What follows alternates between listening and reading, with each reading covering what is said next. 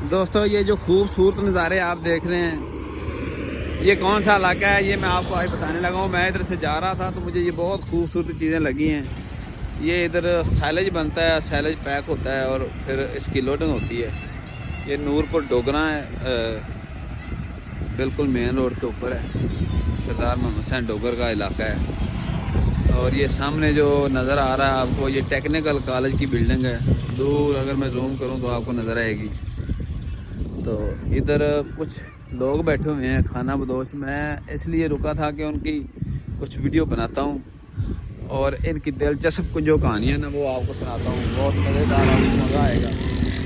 और पहले मैं ये आपको बता रहा था कि ये जो सैलेज है इसकी पैकिंग हो रही है, आप देखिए। उसके बाद ये जो खाना बदोश बैठे हुए हैं, इनकी बहुत दिलचस्प कहानी है।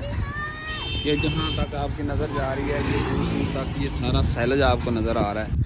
इधर मकई बहुत ज़्यादा काश्त होती है और लोग उसकी जो छलियाँ होती हैं उसको उतार के लदा बेच देते हैं, सेल कर देते हैं। और जो उसका चारा होता है उसको इधर ला के फरोख्त कर देते हैं। तो वो उसको सैलेज की सूरत में बना के पैक कर देते हैं ये लोग, जिन्होंने सैलेज की इधर मशीनें लगाई हुई हैं। तो बहुत अच्छी इनकम हो जाती है इसमें से।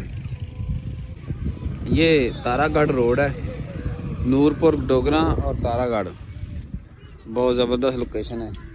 ये इधर पे ये फार्म बना हुआ है और ये सैलेज का सिस्टम सारा आप देखते हैं। मुझे बहुत खूबसूरत लगा। ये इधर लोडिंग हो रही है, मैंने सोचा कि आपको भी दिखाता हूँ। तो ये देखें, ये इधर पानी का सिस्टम भी बहुत अच्छा बनाया हुआ है। ये जो ज़मींदार है उसने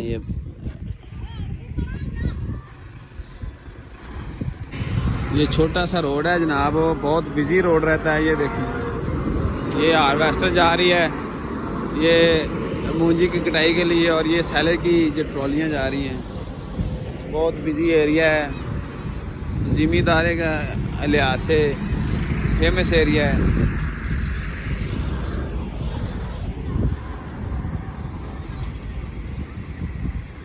अच्छा, जो मैं आपको बता रहा था, इधर जो खाना बदोश रहते हैं उनकी ऐसी दिलचस्प आपको कहानी सुनाऊँगा। ये इतने जो झुग्गियों में रहते हैं, आपने देखा होगा लोग इनको ओट बोलते हैं। तो ये मतलब अपना मांग के गुजारा करते हैं, भीख मांग के गुजारा करते हैं, शादी ब्याह पे मांगते हैं। तो जब ये अपनी शादी करते हैं, इनको देखने वाला होता है। ये सुना था कि इन्होंने जहाज़ मंगाया था अपनी बारात के लिए, तो इसलिए मैं इधर रुक गया हूँ। मैंने सोचा कि चलो आपको भी ये नज़ारा करवा दूँ इनकी रहाइश का, तो आप भी देख लें।